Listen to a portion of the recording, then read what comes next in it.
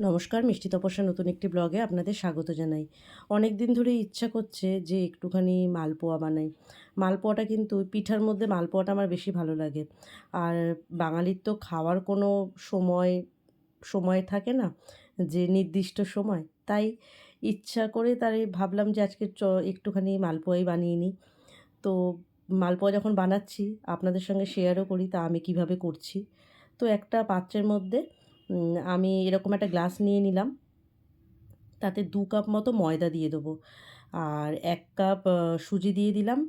আর হচ্ছে চিনিটা আপনারা আপনাদের পরিমাণ মতো দেবেন। তবে এর জন্য আমার মনে হয় ১ কাপ চিনি যথেষ্ট। তাই আমি ১ কাপ চিনিও দিয়ে দিলাম ওই কাপটার মাপেই। তো এবারে এটাকে খুব ভালো করে একটুখানি মিশিয়ে নিই। ভালো করে মিশিয়ে নিলাম। মিশিয়ে নেওয়ার পরে মেশানোটা সুন্দরভাবে করে নিলাম। তারপরে একটুখানি আমি দিয়ে দেবো হচ্ছে এখানে একটুখানি গুঁড়ো দুধ। তো গুঁড়ো দুধটা দিয়ে আপনারা আপনাদের পরিমাণ মতো দিতে পারেন। আর এখানে আমি জল দিয়ে মাখছি। আপনারা চাইলে কিন্তু দুধ দিয়েও মাখতে পারেন। তাতে কোনো অসুবিধা নেই। আমি ২ চামচ গুঁড়ো দুধ দিয়ে দিলাম। যেহেতু দুধ দেবো না তাই আর। তো জল দিয়ে মেখে একটা সুন্দর একটা ব্যাটার তৈরি করে নেব। তো ব্যাটারটা দেখুন ঠিক এই রকম হবে। এর থেকে বেশি পাতলা করবেন না, তাহলে একটু অসুবিধা হবে। আর করবও না পাতলা এত, এরকমই ঠিক আছে। তো এরপরে যেটা বাবা যা! আরেকটা জিনিস দিতে তো ভুলেই গেলাম। সেটা না হলে তো টেস্টই হবে না। সেটা হচ্ছে মৌরি। মৌরিটাও দিয়ে দিলাম। একটু মৌরিটা একটু বেশিই দিলাম। মৌরির গন্ধটা সত্যিই খুব ভালো লাগে মালপোয়াতে। আমার তো ভীষণ ভালো লাগে। তো মৌরিটা দিয়ে একটু ভালো করে মিক্সড করে নেব।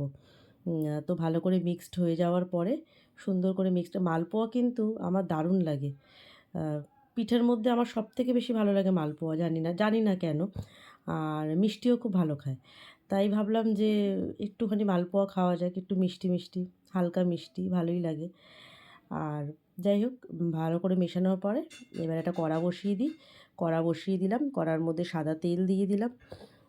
সাদা তেলটা গরম হওয়ার পরে আমি একটা ছোট একটা বাটি নিয়ে নিয়েছি। ঠিক এরকম একটা বাটি পরিমাণ মতো। তো একটা, একটা করেই ভাজবো। কারণ দুটো দিলে গায়ে, গায়ে লেগে যাবে, কেমন একটা হবে। তাই একটা, একটা করেই ভাজবো। তো মালপোয়া কিন্তু না ফুললে ঠিক লুচির মতো ফুলবে। লুচি, মালপোয়া এগুলো যখন করি তখন যদি না ফোলে একদম আমার আবার ভালো লাগে না। তো দেখুন এটা আস্তে, আস্তে ফুলবে মনে হয়। তো আস্তে, আস্তে সুন্দরভাবে ফুলে যাচ্ছে।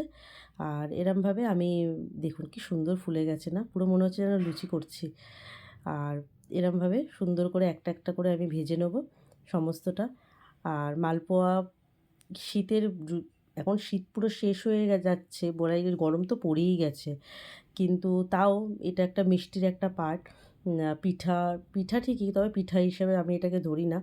কারণ মালপোয়াটা সত্যিই অল টাইম ফেভারিট একটা খাবার। তো এরমভাবে আমি সবকটা সুন্দরভাবে ভেজে নেব। মিষ্টিটা কিন্তু আপনারা চাইলে মিষ্টিটা একটু বেশিও দিতে অনেকে না কিন্তু গুড়েরও করে মালপোয়া। তো জানি না, সেগুলো আমার আবার গুড়েরটা অতটা ভালো লাগে না। আমার আবার চিনিরটাই বেশি ভালো লাগে। গুড় দিয়েও করে অনেকে, আবার এটা আবার অনেকে মিষ্টি মানে চিনির রসেও ভেজায়। যে যেরমভাবে আর কি ভালো খায়। কিন্তু আমার কিন্তু আবার এরকমভাবেই বেশি ভালো লাগে। তো একটা, একটা করে সমস্ত আমার ভাজা হয়ে গেছে। একদম রেডি।